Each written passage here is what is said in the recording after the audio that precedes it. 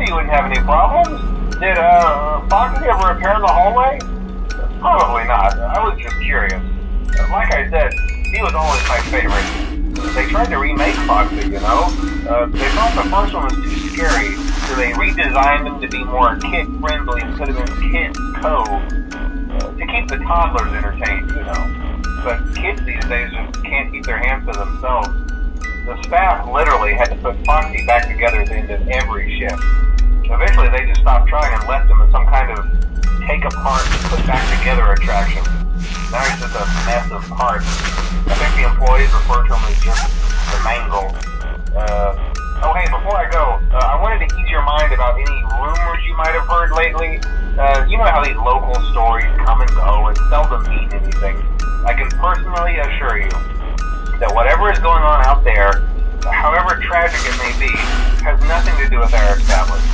It's just all rumor and speculation, people trying to make a buck, you know. Our guard during the day has reported nothing unusual, and he's on watch from opening till close. Okay, well anyway, hang in there and I'll talk with you tomorrow.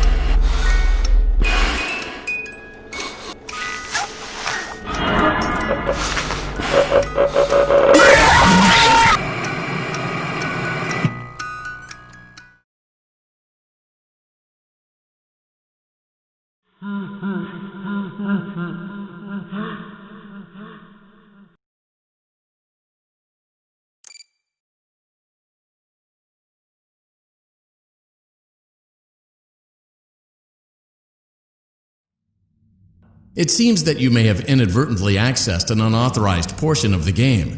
Please be aware that interacting with unofficial game code can be harmful to you and potentially damaging to our reputation.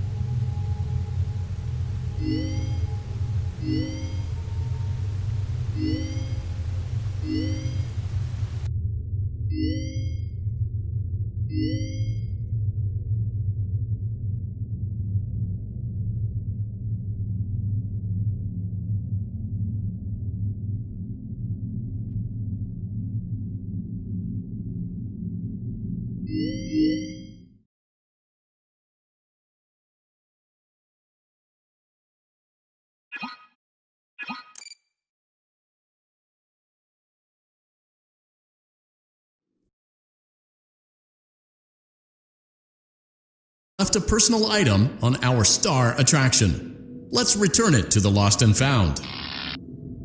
Carefully grab and remove the child's hat from Freddy's mouth.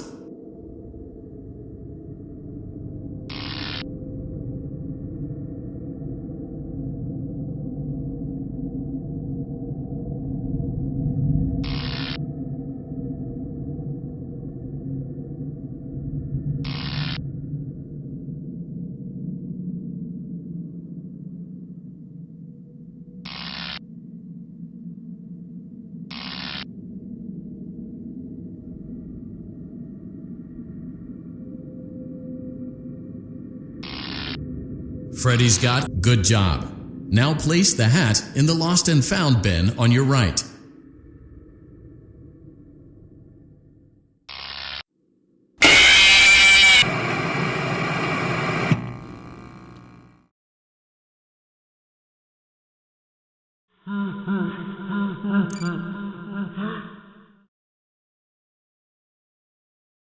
Welcome back to Parts and Service. Freddy's got a good job. Now place the hat in the Lost and Found bin on your right. While we're at it, let's make sure there isn't anything else. Well done. Freddy's chest cavity is now open. Remove the child's watch and place it.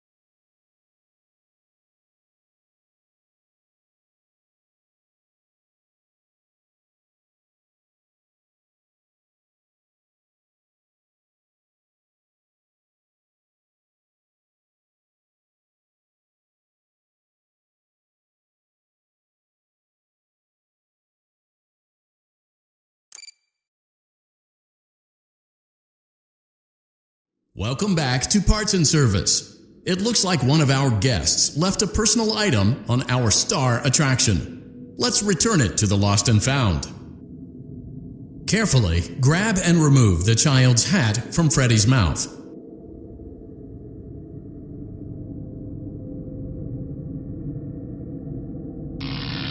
Freddy's got a good job. Now place the hat in the Lost and Found bin on your right. While we're at it, let's make sure there is. Well done. Freddy's chest cavity is now open. Remove the child's watch and place it in the lost and found bin. Be careful not to touch any of Freddy's sensitive wiring.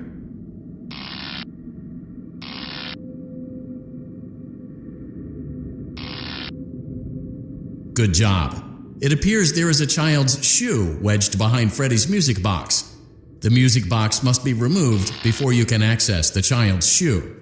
Gently grasp the music box and extract it from Freddy's chest cavity before the safety latch descends. Carefully place the music box on the work table to your left. Great job.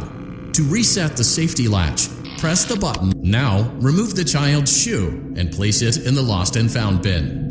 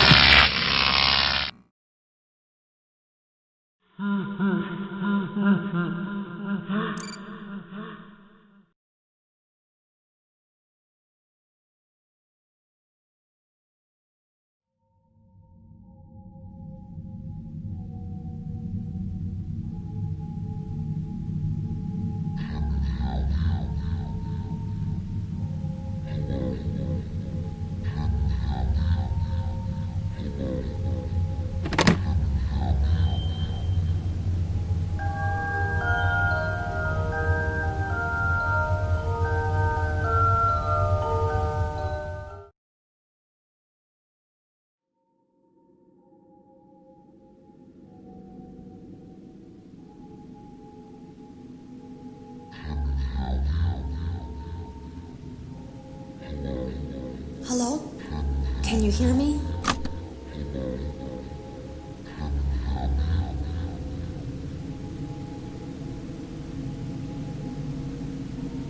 Hello? Can you hear me? Don't exit this room, okay? This isn't a mistake. This room isn't a mistake. I had to hide these logs away from the core gameplay files in a place that only a beta tester would look and in a place where the files could be protected. I just really hope that the next development team finds this before the game is released to the public. This game has some kind of malicious code in it that we haven't been able to fully contain or even understand for that matter. We're over budget and out of time. But that's not the reason that we're shutting down. Listen, I have to keep this short so the file size will be small enough to fly under the radar. There are more. They may not be in order. I saw it for the first time today. There was a character I couldn't make out who it was, standing at the end of the hall. I thought it was just bugged out, so I made a note of it and kept playing. But then it was looking in the window, and not like Chica or Bonnie would. It was like it was actually looking in the window, seeing what I was doing.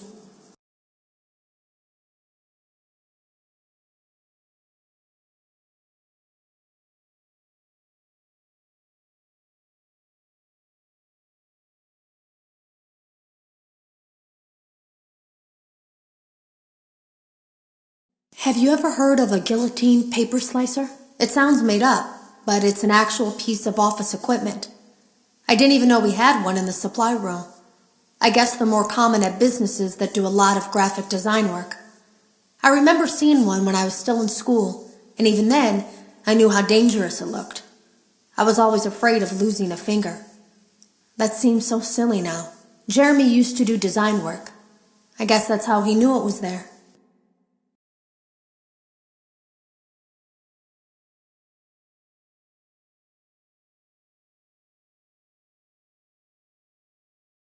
I heard a pretty heated conversation this morning between Dale, our manager, and someone else on the line. It really feels like this project is in trouble, in no small part because of the lawsuit, I'm sure. There has to be a lawsuit, there's no way there isn't. It happened in this building just a few doors down from me. I think it's made worse by the fact that Jeremy tried to tell us something was wrong. But as a dev team, we all just saw it as a challenge to find what the problem was and fix it. Who could have known that? I have to go. The drawers have been emptied out. Someone was here. I don't think it was spring cleaning either. No, there was plastic on the floor. Someone was definitely here during the night. It had to have been the client. I mean, they sent us that stuff in the first place with no explanation, told us to scan it, said it would expedite the process so we wouldn't need to program any pathfinding ourselves. It was a budget thing, I guess. It was just junk. Circuit boards and things like that. Looked pretty old. Somehow, though, there was usable code on some of it. It seemed to take hold by itself. Things started changing. But then, he started appearing. At least that's what Jeremy said.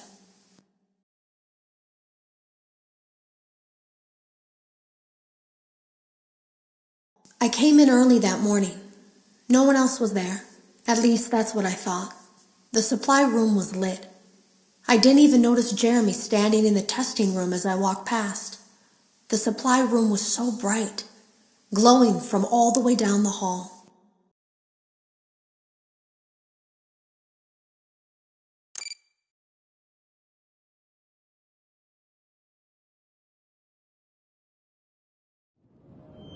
You're doing a great job, and no doubt having a great time as well. As a reminder, please be sure to only interact with core gameplay elements and avoid anything that could potentially be considered a glitch, mistake, or embedded message from unauthorized personnel.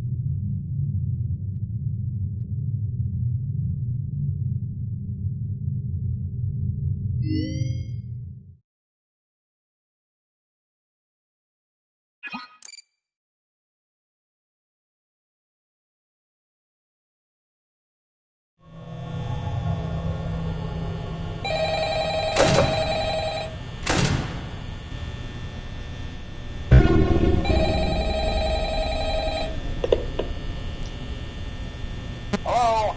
Hello?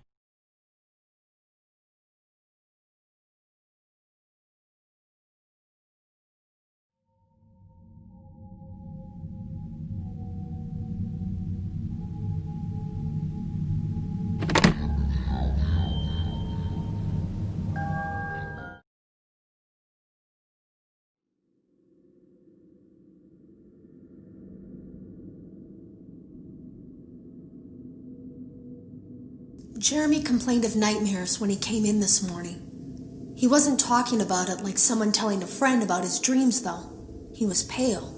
Looked like he hadn't eaten in days. He spent an hour talking in Dale's office, but it didn't look like he was given much sympathy. When he came out, he went directly back to the testing room. He doesn't even jump anymore. Nothing scares him. He just stands there like he's talking to someone. Sometimes he rocks from side to side. We were told to leave him alone. I knew I was in line to do the testing next. They'd been prepping me for it. I guess they knew that Jeremy would need to be replaced soon.